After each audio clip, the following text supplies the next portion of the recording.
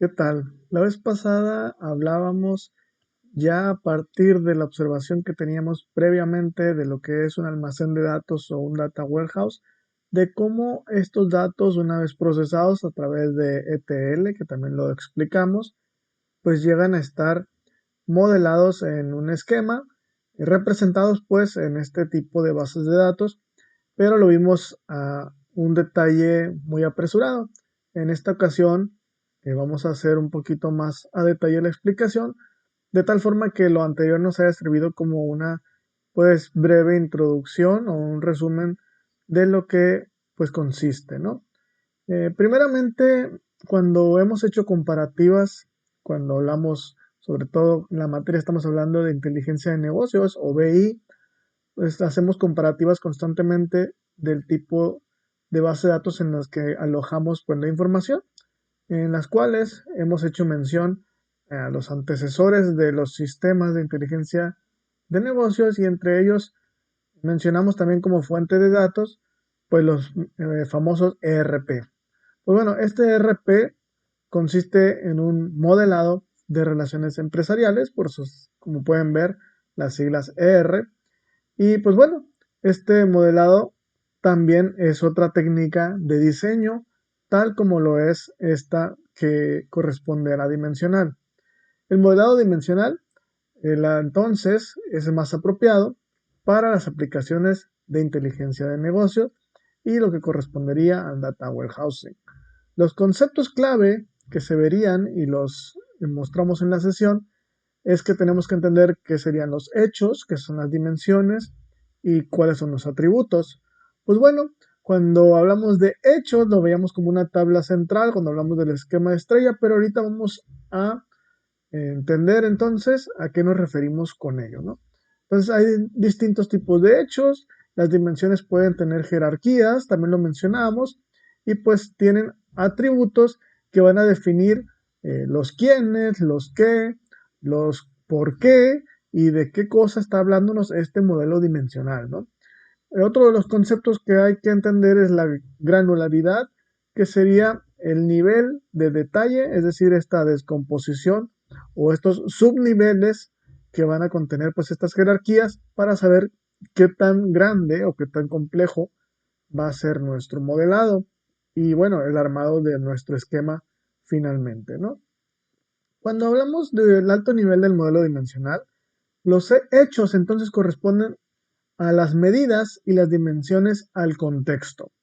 Vamos a ver aquí un ejemplo donde tenemos una figura en la parte de acá de abajo que necesitamos guardar las ventas de una tienda y nos interesa pues cuáles fueron los productos que se vendieron, cuándo se vendieron, quién los compró y quién fue el proveedor o quién nos surtió los productos. Y por lo tanto, recordando un poquito aquella sesión, aquí tenemos una tabla central, por eso la ubicamos en el medio, y pues tenemos a sus alrededores otras tablas en las cuales tenemos una relación, esa línea que las conecta, de las ventas, que es la central, con cuáles son los compradores, cuáles son los artículos, cuáles son los clientes. Y cuando digo compradores, pues estamos hablando de los que nos surten, ¿no? Y pues fechas.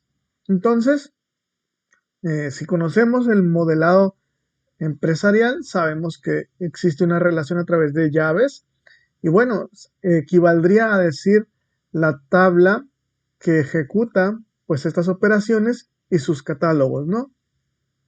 Cuando hablamos entonces de hechos, estamos diciendo precisamente estas operaciones, pero aquí las tratamos como una medida de actividad de un negocio, un evento, una transacción, que generalmente son numéricos y unos ejemplos pueden ser pues cuando hablamos de ventas, cuando hablamos de gastos, cuando hablamos de inventario, pues todos tienen una medida que se puede pues hacer con fórmulas, ¿no? Ya sean acumulados, multiplicaciones, etcétera, dado que su tipo de dato es numérico. Y en ellos pues pueden ser cuentas, pueden ser cantidades de dinero, pueden ser porcentajes, pueden ser tasas, que son muy parecidos a los porcentajes. Y estos hechos pueden ser agregados o derivados. Es decir, pueden ser una sumatoria de los ingresos totales, un cálculo de rentabilidad de un conjunto de transacciones en las ventas. Con esos hechos se nos brindan medidas en qué tan bien o qué tan mal se desempeña el negocio. Recordemos que estas medidas van a ser temporalizadas, por lo tanto, nos pueden dar pues tendencias y pronósticos, lo cual es la intención de este tipo de aplicaciones de inteligencia de negocios. Las tablas de hechos son normalizadas y contienen poca redundancia. Estamos hablando de la información central de las actividades, por lo tanto, no podemos repetir, por ejemplo, una venta o un inventario. Quizás, si estamos hablando de distintos procesos en una separación de aplicaciones, pues puede haber redundancia, pero en teoría, estas tablas que están destinadas a los hechos son las que menos redundancia deben tener. Inclusive, lo ideal sería, así como las aplicaciones de transaccionales, pues disminuirlas en lo más posible, ¿no? Inclusive desaparecerla. Pero en la inteligencia de negocios sabemos, hemos mencionado cuando hablamos de data warehouse, que es válido, ¿no? Repetir alguna información cuando se requiere. Los registros entonces pueden ser muy grandes, ya que típicamente el 90% de la información de un modelo dimensional se ubica en estas tablas. Es el foco de atención, pues, todo el funcionamiento de la empresa. Recordemos que el Data Warehouse concentra distintas fuentes de información, lo que pueden ser hasta 10, 20 aplicaciones que estén girando en torno a la empresa, ¿no? Que estén pues en nuestro control, si estamos formando parte de ella. Y pues bueno, estas tablas de hecho contienen llaves, ya lo habíamos mencionado, y si estamos familiarizados con las bases de datos, pues entendemos perfectamente de qué nos está hablando, ¿no? Entonces se componen de llaves y de medidas, en las cuales las llaves pues son estos vínculos que tienen conocidos como llaves foráneas, que apuntan a otras tablas, que serían las tablas dimensionales, ¿no? Asociadas para permitir el análisis de los negocios, que hace un momento mencioné como catálogos. Pues bueno, es una analogía para estar un poquito más familiarizado con esto. Estas llaves, pues sabemos que no deben de ser nulas, ya que ¿cómo vas a hacer una intersección entre ambas tablas si un valor pues es inexistente o varios son inexistentes? Pues puede provocar ruidos, sobre todo si hacemos consultas, sabemos que no es la misma hacer una búsqueda de un dato nulo a uno numérico o de inclusive textual, ¿no? Entonces puede provocar mucho ruido en las aplicaciones que se desarrollen. Y bueno, además de las llaves, sabemos que las tablas generalmente se componen de varios campos. Bueno, algunos de estos contienen medidas de la actividad del negocio, lo que puede ser ganancias en las ventas, cantidades de órdenes, que forman parte de los datos que dijimos hace un momento, ¿no?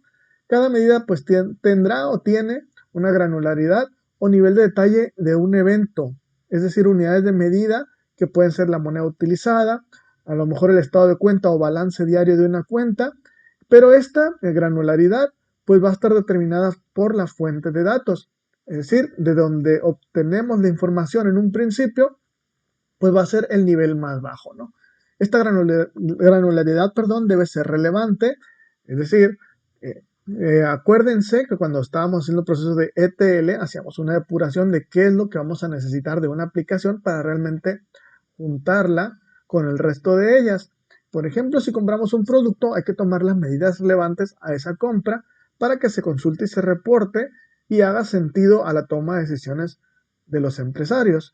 Una de las mejores prácticas es almacenar el nivel más bajo o el más detallado, hablando de la granularidad, porque esto me permite jugar con esta numeración en el caso de si quiero hacer cortes de algún reporte por alguna categoría de productos, por algún punto geográfico, por ejemplo, una tienda que tenga en alguna ciudad o a lo mejor un grupo de tiendas, pues bueno, puedo hacer algunas sumatorias, puedo hacer estas agrupaciones de forma tal que me dan los resultados y sin embargo, al traer los resultados ya, como menciona aquí, resumidos o agrupados, en el momento dado que yo requiera hacer otro tipo de operaciones, el detalle pues no va a estar muy claro y esto haría que mis datos fueran menos flexibles y con esto pues menos útiles, ¿no? Pudiera hacer menos análisis al final de cuentas. Y bueno, los tipos de hechos pueden ser aditivos, semiaditivos y no aditivos. Cuando hablamos de aditivo nos referimos a adiciones, ¿no? Es por la traducción del inglés que nos suena un poquito extraño y bueno, no estamos a lo mejor tan familiarizados con este término. Pero cuando hablamos de hechos aditivos, son los más fáciles de definir y administrar. Es una medida que entonces puede ser sumada en todas las dimensiones donde sea requerido. Por ejemplo, el más sencillo es la cantidad de productos que se compran en una tienda en línea y podemos, a partir de este dato, pues verlo en las dimensiones aplicables. Si estamos hablando de un tipo de cliente, si estamos hablando de una ubicación geográfica, como decía hace unos momentos. Y bueno, menciona aquí que también puede ser por producto, por fecha, etcétera, ¿no? Sumatorias que no nos van a quedar duda de que si compran un producto aquí y uno en España, pues van a ser dos productos, ¿no? Depende cómo los esté pues sumando, ¿no? Y el nivel en que los esté utilizando. Cuando hablamos de semiaditivos, son medidas en las tablas de hechos que se pueden sumar, pero solamente en algunas de las dimensiones. Estamos hablando, por ejemplo, de los estados de cuenta o balances de cuentas bancarias, los estudiantes que asisten a clases, los niveles de inventario. Por ejemplo, aquí menciona el ejemplo bancario donde estamos hablando no de los movimientos que ingresan y salen, sino estamos hablando del estado de cuenta. Normalmente tenemos un estado de cuenta cada fin de mes, entonces tenemos 12 balances, ¿no? Entonces, para saber el dinero que tiene una persona, pues no se hace una sumatoria de estos balances. Sin embargo, es información que nos puede ser útil y quizás para obtener este resultado pudiera ser un promedio en estos 12 meses, pero bueno, tendría como el saldo promedio que tendríamos, ¿no? Que es un tipo de información. Entonces, no nos pudiera servir para tener exactamente lo que tiene esa persona, pero nos puede servir para otro tipo de información, porque por ejemplo, en un punto determinado, que estábamos hablando hace unos momentos del corte a fin de mes, podemos obtener con una sumatoria de estos estados de cuenta, estos balances, de todos los clientes o de un grupo de clientes para tener los totales en ese periodo, ¿no? Y los no aditivos, pues son medidas de hechos que no pueden sumarse en ninguna dimensión. En este caso hablamos de los precios unitarios, estamos hablando de tasas, temperaturas, donde si hacemos, por ejemplo, una temperatura de hoy, una temperatura de mañana, pues sabemos que las temperaturas acumuladas no van a ser la sumatoria de ellas, sino en todo caso podríamos aplicar lo que veíamos anteriormente, que son promedios. Pero esta temperatura pues no nos va a servir solamente para cuestiones quizás de la producción de un equipo, o quizás podamos hablar también de los precios unitarios, donde no podríamos tener el precio del mes pasado y el mes de hoy, pues como una sumatoria, porque finalmente corresponden a una variación que también pudiéramos tomar como un porcentaje o un promedio, pues, de cuál fue este precio unitario a lo largo de un año, por ejemplo. Pero más allá de ahí, no pudiéramos tener un análisis, o más bien, nunca pudiéramos hacer una sumatoria, ya que el dato pues no sería equivalente para ningún análisis. No siempre manejan, así como las tasas, cuál es la tasa de interés, pues está variando entre el 4 el 6%, o estamos hablando de créditos, a lo mejor estamos hablando del 20 al 30, pues bueno, son variaciones, pero nunca nos va a servir, repito, como una suma, ¿no? Simplemente como un promedio para tener, pues, más o menos el comportamiento que tuvo, pues, esa cifra, ¿no? Parece que no es algo tan relevante entender el término de aditivo, semiaditivo y no aditivo, pero estos conceptos, como hemos repetido, de cuándo sí se suman, cuándo no, cuándo pudiera ser, entre que sí y que no, pues bueno, eso nos sirve para hacer el análisis de los reportes, ¿no? Esto nos sirve para hacer nuestros cuadros de inteligencia de negocios, es decir, si sabemos qué tipo de datos son los que vamos a poder, por ejemplo, agrupar, como decía, los productos, si estoy hablando de las ventas en un punto geográfico, en las ventas de algún cliente o en las compras de un proveedor, pues nos sirven hacer la sumatoria en todos estos los sentidos, en todas estas clasificaciones. Cuando hablamos de tasas, pues ahí no van a ser sumatorias, van a ser simplemente promedios, van a darnos pues ni siquiera a lo mejor en rangos, apenas que lo consideremos así, pero pues no corresponden a este tipo de hecho como el inicial, ¿no? Que es el más valores absolutos, el que nos está dando pues los totales finalmente, si hablamos de dinero, pues cuál fue las ventas totales, cuáles fueron los productos vendidos totales, y nos está hablando también de inventario, cuántas entradas, cuántas salidas, pues hay una diferencia.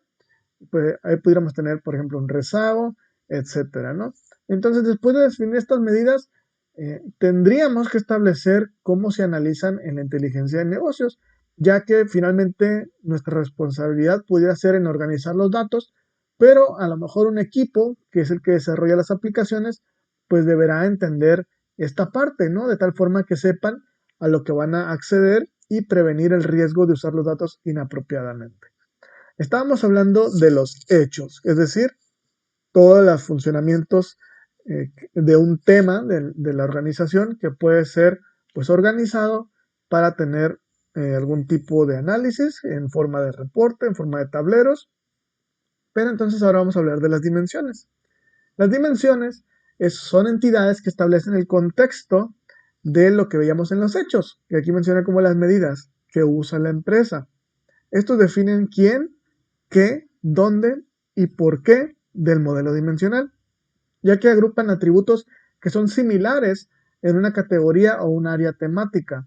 Hablábamos hace un momento de los datos numéricos, que eran los hechos, pues bueno, las dimensiones en general son descriptivas por naturaleza, como dice aquí, aunque quizás en algunas puedan tener una descripción numérica, pero pues eso no implica que pudieran ser operaciones como en el ejemplo pasado, ¿no? Crear tablas de dimensiones entonces permite a los hechos almacenar atributos en un lugar y no multiplicarlos redundantemente. Es lo que conocíamos y que les decía de un principio como catálogos. Es decir, van a ser unas descripciones de una llave. El número 3 va a tener un significado, que ese significado se va a ubicar en una tabla de dimensiones, donde me va a decir a detalle pues todos los atributos, todas sus características, pues ya a un nivel descriptivo o textual, ¿no?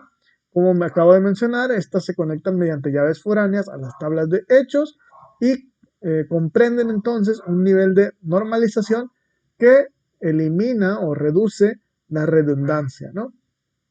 Otros beneficios al hacer esta disminución de redundancia, pues estamos también ahorrando espacio de almacenamiento, ya que no es la misma tener, por ejemplo, el almacén ubicado en Culiacán, Sinaloa, pues estaríamos almacenando en una tabla de normalizada el dato como tal, Culiacán, Sinaloa. Entonces, tantos registros existan, pues tanto va a decir Culiacán, Sinaloa, perdón, en texto, mientras que al hacer esta tabla de dimensiones, donde tenemos la llave a lo mejor 25 y vamos a la tabla de dimensiones, vemos que 25 corresponde a Culiacán, Sinaloa, efectivamente, pues estamos simplemente guardando el número 25 y sabemos que si queremos obtener su descripción, pues nos iremos a esta otra tabla de apoyo, ¿no? Esta tabla de dimensiones.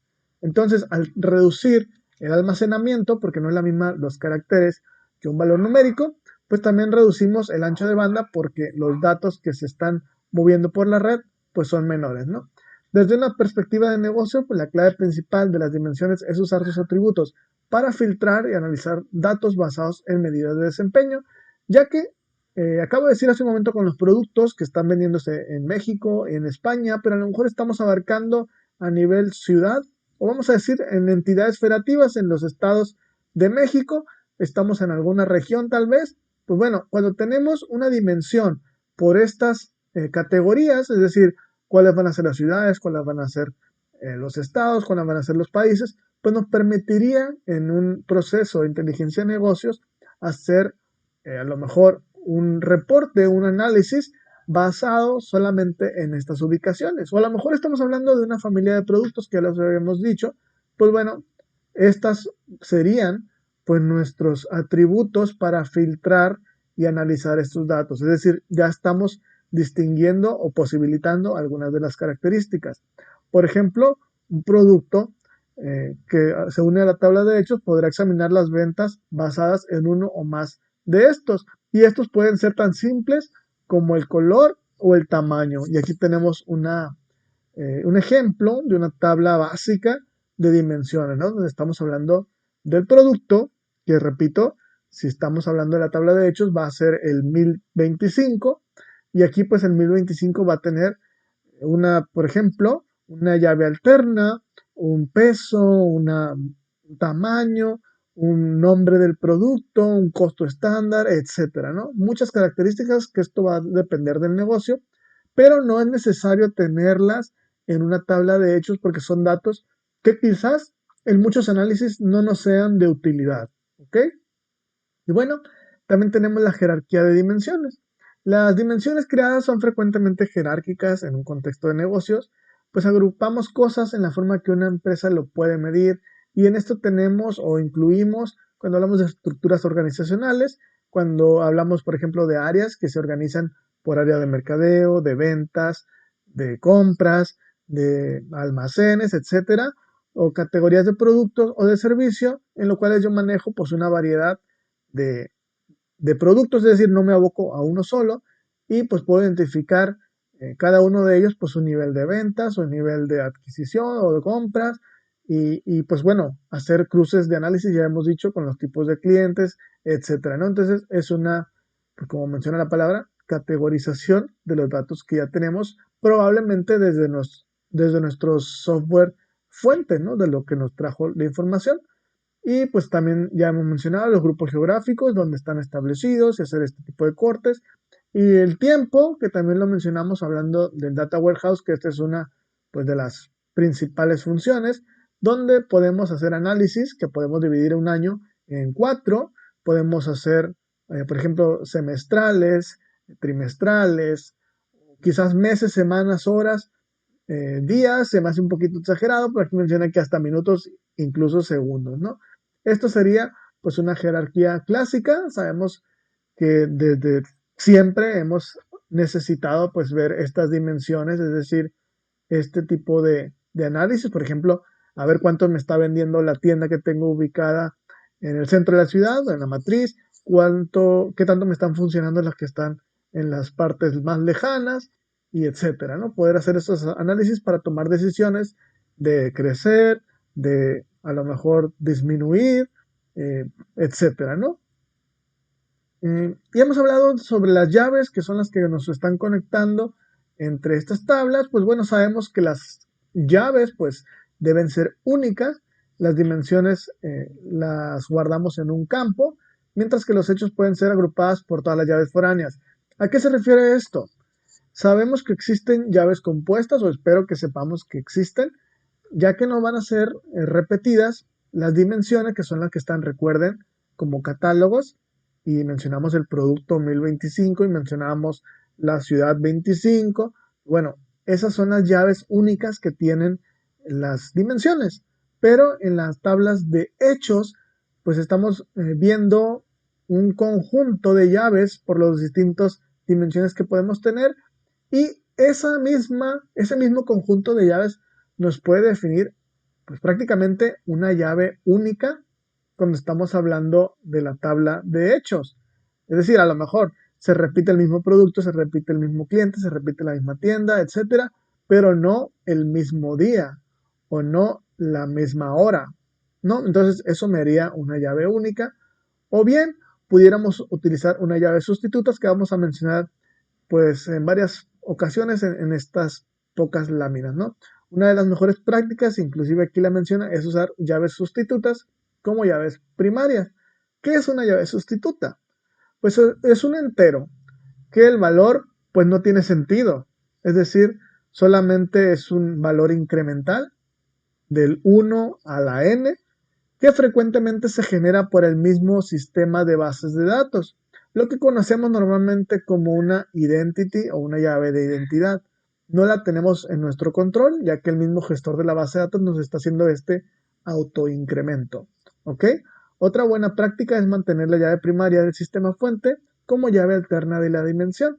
Este también se llama llave natural del sistema fuente. Acuérdense, el Data Warehouse concentra muchas fuentes de datos y se supone que vamos a hacer un análisis para corresponder quizás el producto que se está manejando en una aplicación y en la otra, que son equivalentes, pero una de las buenas prácticas es conservar la llave en cada uno de ellos, aunque las estemos pues recolectando en uno mismo, ¿no? De forma tal que podamos determinar pues el dato de un lugar o de otro. Por eso menciona aquí, si hay múltiples sistemas fuente con llaves naturales se debe agregar un atributo que identifique dicho sistema. Solamente aquí en la parte de abajo menciona una nota, ya que mencioné el dato entero, pues hay que notar que si el valor de renglones va a superar los 2.000 millones, pues vamos a necesitar otro tipo de dato, que sería el big int, ¿no? Que nos permitiría pues un mayor número de incremento en estas llaves. También tenemos la existencia de llaves inteligentes, no porque las vayamos a utilizar ahorita, sino para conocerlas, ya que recuerden que estamos juntando o recolectando información de sistemas que pueden ser muy viejos o los que mencionábamos en los diagramas como de legado o legacy. Bueno, los sistemas operacionales y transaccionales algunas veces han definido elementos con este tipo de llaves. ¿Qué son estas llaves? Estas cadenas que pueden ser muy largas, hasta 40 caracteres, donde podemos irlas descomponiendo en los substrings y que cada substring tiene significado. Lo podemos notar cuando hablamos de una matrícula, por ejemplo, de alumnos, donde los primeros 2 dígitos corresponden al año, los siguientes 2 a la carrera, los terceros, no sé, ya un secuencial del 1 al 30.000 o no sé, que son los números máximos que hemos tenido de alumnos, por decir algo, y así se compone pues una cadena de, suponiendo 10 caracteres. Bueno, esto puede ser en otros ejemplos donde tenemos que los primeros 3 caracteres cuando hablamos de un producto indican en qué planta se hizo la manufactura de este producto, es decir, dónde se construyó. Esos serían los 3 primeros. Los siguientes 5 nos van a decir los materiales que se usaron para construirlo. Los siguientes 10 indican el tamaño u otras características. Y en este ejemplo entonces tenemos una llave de 18 caracteres. Esto fue pues muy popular a finales del siglo pasado, hablando de los años 1990 y los 2000, porque recuerden que hemos tenido pues limitaciones de memoria, de almacenamiento, y pues esto nos ayuda a optimizar pues las búsquedas porque ya tendríamos las claves en la misma cadena, pero hoy en día esta inteligencia de las llaves pues puede ser contraproducente en la mayoría de los sistemas. Las razones por las que pueden ser contraproducentes es porque estamos hablando en primera de, de la concentración de fuentes de datos. Entonces, si en un mismo sistema estas llaves cambian con el tiempo, es decir, el usuario o los usuarios deciden que esta cadena no necesitan ahora el almacén, sino no necesitan la materia prima, o a lo mejor se realizan con otro tipo de materia prima y por lo tanto hace que cambie este substring para un mismo producto. Entonces su significado cambia. Cuando hacen ese entonces consultas históricas, esas llaves pues van a tener inconsistencias, ¿no? Otra, pues cada sistema tiene su propia definición del significado de esas llaves. Cuando una empresa tiene múltiples sistemas, por ejemplo, el del inventario y el de las compras o tus proveedores, pues no tienen las mismas claves, las mismas llaves, pues de entrada tenemos inconsistencias en el mismo funcionamiento y nos hace difícil pues identificar de forma única un producto en la empresa. No quiere decir que por implementar una llave, eh, digamos, empresarial, o como menciona aquí, una llave sustituta, nos va a ser pues mucho más claro. Pero recordemos que los sistemas ahora nos permiten hacer una búsqueda donde el producto es identificado y la llave inclusive puede ser transparente, el usuario no sabe cuál es su clave, pero internamente pues se hacen todas estas conexiones, ¿no? Además, estamos hablando de búsquedas en cadena, que son textos y lo cual se hace más compleja y requiere de más recursos que una de datos numéricos, ¿no? Aquí se menciona que este tipo de llaves pues, ya se solucionan o se complementan pues precisamente con la llave sustituta, que recordemos es un número que realmente pues no tiene mucho sentido, ¿no? ¿Cuáles son los beneficios de esta llave sustituta? Pues proveer un identificador consistente y único entre sistemas fuente y además de la línea de tiempo que hemos mencionado. Están basados en enteros y este tipo de dato pues es el ideal para hacer índices, o sea, para indexar los datos y para hacer pues los famosos joins o estas uniones que tenemos en el modelo relacional. Es decir, el puenteo entre la tabla de hechos y la tabla de dimensiones, pues es óptimo cuando estás hablando de juntar el número 6 y el número 6 en ambos lados, que hacer una búsqueda en un texto donde puede haber muchísimas más combinaciones, ¿no? Entonces, en resumen, las dimensiones deben tener renglones únicos, deben tener llaves sustitutas como llaves primarias y hay que asegurar que estos valores, que, bueno, si hablamos de llaves sustitutas, nos queda claro que nunca va a haber un valor null porque el mismo gestor de base de datos no los está incrementando, pero en caso de no irnos por la opción de llaves sustitutas o identities, pues cuidar el aspecto de que no existan valores nulos porque ya lo hemos dicho, existe la posibilidad de errores o margen de falla al hacer consultas, ya que no es la misma hacer una búsqueda si hacemos los queries que todos conocemos de, por ejemplo, SQL, donde hacemos una búsqueda de un valor numérico que puede ir en un rango, por ejemplo, si queremos decir del 0, como si fuera nulo, del 0 al 5000, pero sabemos que los valores nulos no van a estar incluidos, ya que son como otro tipo de dato, y de entrada, pues eso ya me está haciendo ruido, ¿no? Serían valores que quedarían en el olvido para cualquier tipo de reporte, ya que no están incluidos en la consulta.